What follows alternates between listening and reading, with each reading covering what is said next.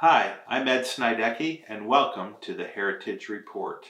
Today we will be reading Heritage Brief 21, Treasure Hunting. Some of the greatest treasures of wisdom, knowledge, understanding, and inspiration are found in history. Studying history is like mining for gold. It is work and requires patience. But what makes something a treasure is that it is either rare or hard to get to. That which is common or easy to find has less value. This is just as true with the treasures of history. The harder the work and the more patience required makes what we find even more valuable. One method of mining for gold is called panning. By this method, the sand in streams that contains flecks of gold is sifted through fine filters that separate the gold from the sand. It is the same way we must sift through history to separate the treasure contained in it. Because history is written by people, and people tend to have prejudices based on political, religious, or other social influences. We must learn to discern these and sift through them to keep only the pure gold. Any historian who claims to be completely objective should be the most suspected of prejudice.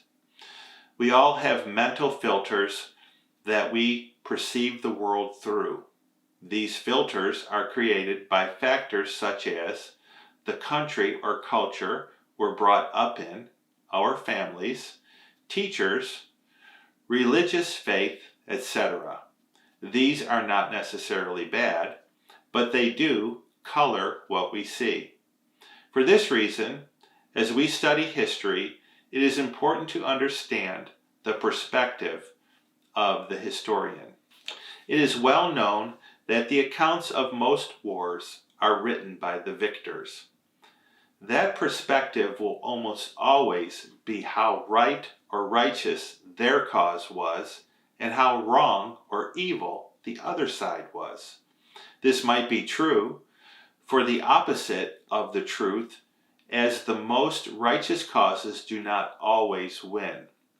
We should always keep in mind that there is usually some right and wrong on both sides of a conflict. Historians often have a political or other agenda they are trying to convey with their accounts of history. This does not mean that their accounts do not have value, or even that they are not accurate, but at times they can be. There is also likely much more to every story than any historical account can give. A second major factor in our quest for truth in history is what we are told in 1 Corinthians 13, 9 through 12. We all see in part, and we all know in part. No one has the complete picture. To have the complete picture, we need the perspective of others. This can be a challenge, but a needed one. This keeps those who are in pursuit of truth seeking and learning and open to others that may have a different perspective. All of the factors stated above also apply to these heritage briefs. They are written with a primary agenda to obey the biblical commandment to honor our fathers and mothers. Because this is the only commandment with a promise attached that it will go well with us and we would have longevity. These are written with the hope that they will contribute to it going well for our country and add to our longevity. This may be a good motive, but it is a motive, and it too can color these briefs in a way that makes them too positive to overlook flaws and mistakes. I'm also provoked by the revisionist historians who have sought to make the good seem evil and sometimes make the evil seem good, distorting our basic values as a nation. Though this might be righteous indignation, reactionary thinking can lead to overreaction and thereby color the narrative. It is the truth that sets us free, and to the degree which we allow our agendas and prejudices to color our perspective, that can dilute the power of the truth. The purest gold is the most valuable gold, and for this reason, we appreciate any feedback or challenges to these briefs. We want to be successful treasure hunters of the most valuable of all treasures, the grace and favor of God. As it has been said, one moment of favor of God is worth a lifetime of effort. All of the earth's resources cannot be compared to the favor of God. It obviously brings His favor when we honor our fathers and mothers. The reverse is also true. If we do not do this, it will not go well for us, and our time will be short. Many of the roots of the present crises we're facing in America began with the attack of our national history and our fathers and mothers by revisionist historians whose intent was to make the good and the good things they did out to be evil. This must be countered. Truth also requires that we not call evil in our history good. None of our ancestors were without flaws, and some made terrible mistakes. To honor truth, we must also examine these candidly. But we want to do this in a respectful way.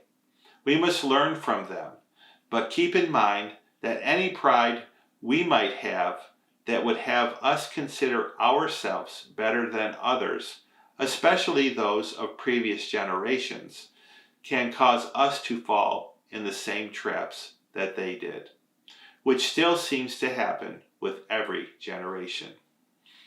Let us also not succumb to the common fallacy that to know the truth is the same as walking in it. It takes more than discerning the truth to live it.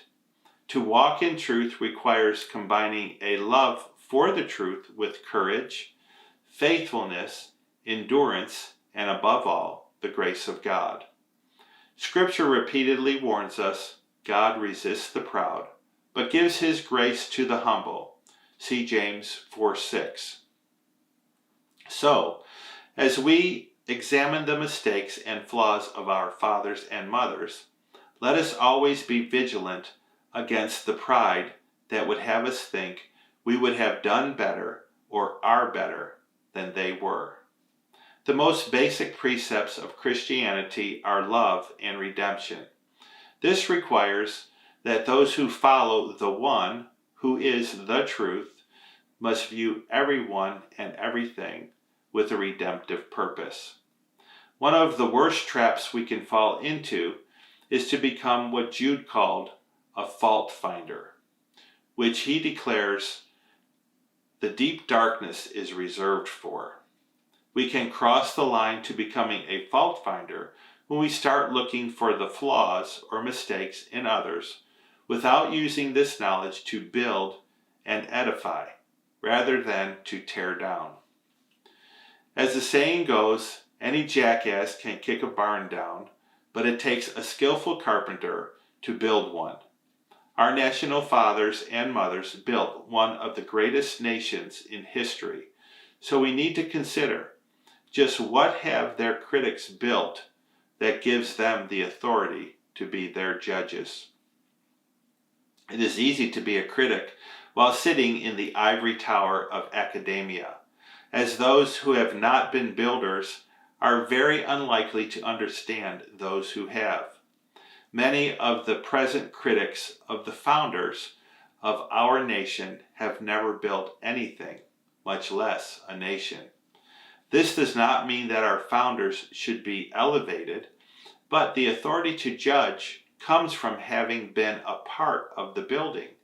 and we will be deceived if we only listen to those who are not builders, but only know how to tear down. Since the initial publication of the chart of the electromagnetic spectrum, humans have learned that what they can touch, smell, see, and hear is less than 1/1,000,000th of reality. R. Buckminster Fuller. We don't see things as they are, we see them as we are. Annis Nin. Thanks for listening today to Heritage Brief 21, Treasure Hunting. To order copies of this and other Heritage Briefs, visit Morningstar Books and Resources online at store.morningstarministries.org.